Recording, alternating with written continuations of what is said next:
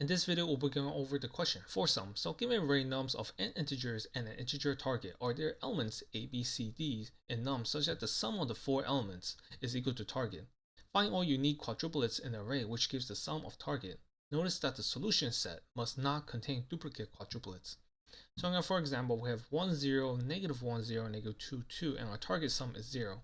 And then we've found three quadruplets in which each of the set, in each set, the sum of the elements is equal to 0. So let's go over the thought process. So the brute force approach will be to perform 4 nested for loops to find all of the possible quadruplets. This approach will cost us all of n to the 4th time complexity because of the nested for loops.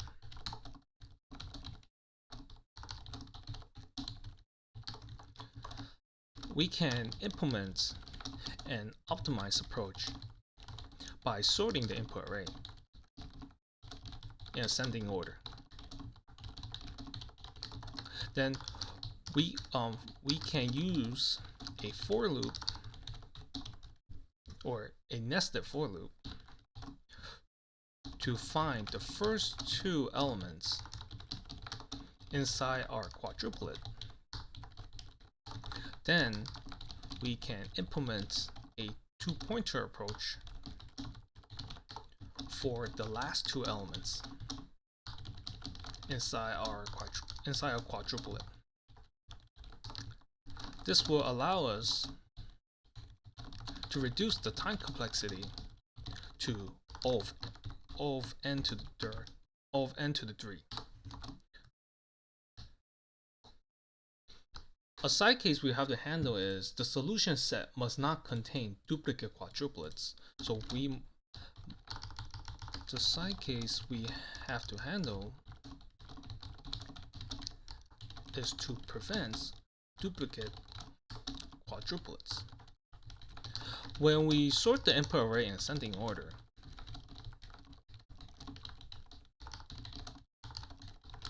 all of the duplicate elements are grouped together. This means,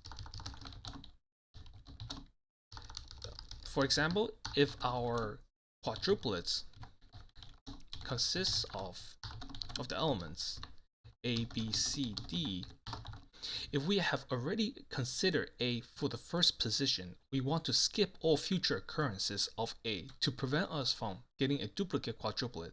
The same case also applies for B, C, and D. So if we have B, we have already considered the element B for our second position. We want to skip all future occurrences of B, and the same case applies for C and D. This will be more clear in the pseudocode. After we have accounted for a number at index I inside our quadruplet, we will want to skip all future occurrences of, let's denote this of x for the position I. Actually, we should call it position I instead of calling index I. Position I inside a quadruplet. Okay, now let's go to the pseudocode.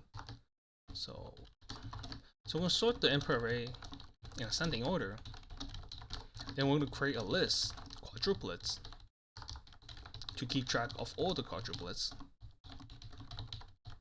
Then we're going to iterate through the indices from 0 to nums.length minus 4, because we want to have space for at least 3 more elements. So these indices, the first indices will be accounted for our first elements. This will be the indices for our first elements, which we can say A. So the indices we're going to denote as I, and then if I is not equal to 0 and the previous elements is equal to the current elements, so the previous elements is equal to the current elements, we want to skip the current elements because we have already counted for the current elements in the previous iteration. Basically, if our current number is A and our previous number was also A, we want to skip the current A. So we just say continue to next iteration. Then we're going to iterate through the indices from I plus 1 to nums.length minus 3. This will be the indices for our second number. So in this case, will be a second number B. So we're going to denote it as J. Then we have to handle the same case. So if J is not equal to I plus 1 and the previous elements is equal to the current elements, we want to skip the current elements. So for example, if our current element is B and the element before is also B, we have already counted for B for the current position, so we want to skip the current elements. Now we're going to have our two-pointer approach to find our last two elements. So we're going to create two variables to be our two pointers. So we're going to have K initially at J plus 1. And also M is our other pointer, so initially at the end of the array. So nums.length minus 1. We use M instead of L because the letter L looks like a 1, so it can be a bit confusing inside the code. So I decided to use the letter M instead. So while K is less than M, that means we can still form a quadruplet. If K is not equal to J plus 1 and the previous element is equal to the current elements, we want to skip the current elements again. This is the same as preventing our duplicates in both of the cases above, or I and J. So we're going to increment K and then continue to the next iteration. Then if M is not equal to nums.length minus 1 and the current elements is equal to the previous elements, we want to skip the current element too. M plus 1 in this case, because we're having our two pointers. Our two pointers are converging toward the middle. So we're going to decrement M and then continue to the next iteration. Now we're going to find the sum. Find the sum of the four elements located at indices I, J, K, and M. Then, if sum is equal to target, then we know we have found a valid quadruplet. So we're going to add the four numbers to quadruplets. Then we're going to increment a pointer K. So we're just going to increment our K pointer, just to allow us to have access to the next quadruplet. If else if, then we're going to say if sum is less than target, we want to increase we want to increase our current sum. We're going to increment K. Else we are just going to decrease our sum. So we're going to decrement M. And then we can return our quadruplets. Now let's go over the time and space complexity. So the time complexity is equal to O of n log n plus O of n to the 3 is equal to n O of n to the 3, where n is the length of the input array.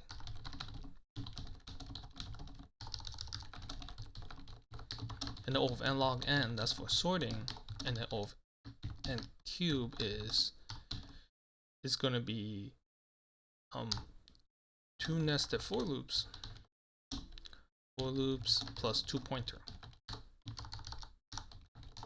Now our space complexity, we're going to just say O of q, where q is the total number of quadruplets.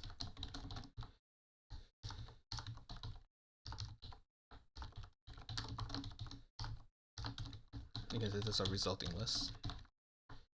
Now let's go over the code. So we're going to first create our list for quadruplets, new array list. Now we're going to sort the input array in ascending order. Iterate through the indices for our first elements in our quadruplet. If the current element is equal to the previous elements, we want to skip the current index.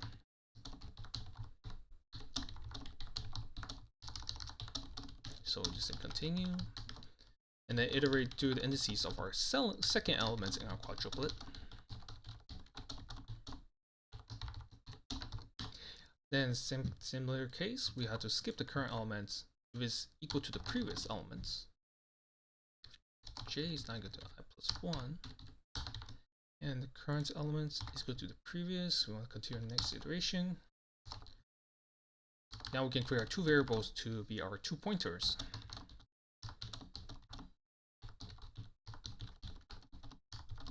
And then while we can still form a quadruplet between the four numbers,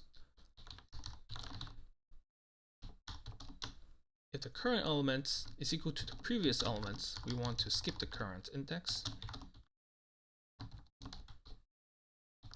Nums k is equal to nums k minus 1. Then we're going to increment k and then continue. Similar case for m. If m is not at the end of it's not at the last index, and the current elements is equal to the previous elements, you want to skip the current index. Now decrement m, and then continue.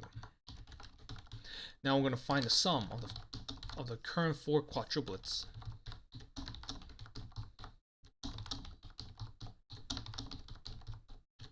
Then if sum is equal to target,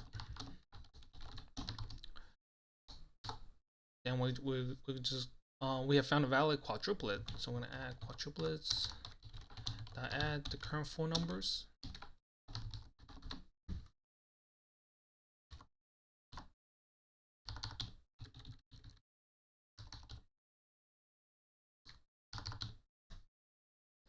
And then we're going to increment k.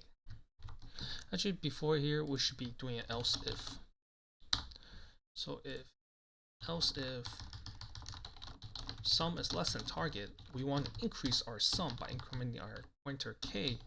Else is greater than target, so we want to decrease our sum. So we're going to move our right pointer instead. Then we're going to return our quadruplets.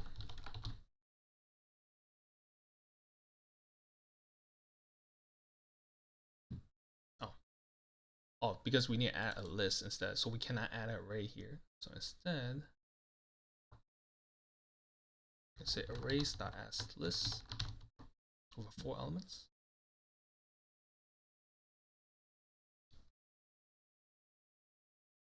Let me know if you have any questions in the comments section below. Like and subscribe if you would like more videos that will help you pass the technical interview. I upload videos every day. If you have any topics that you want me to cover, let me know in the comment section below.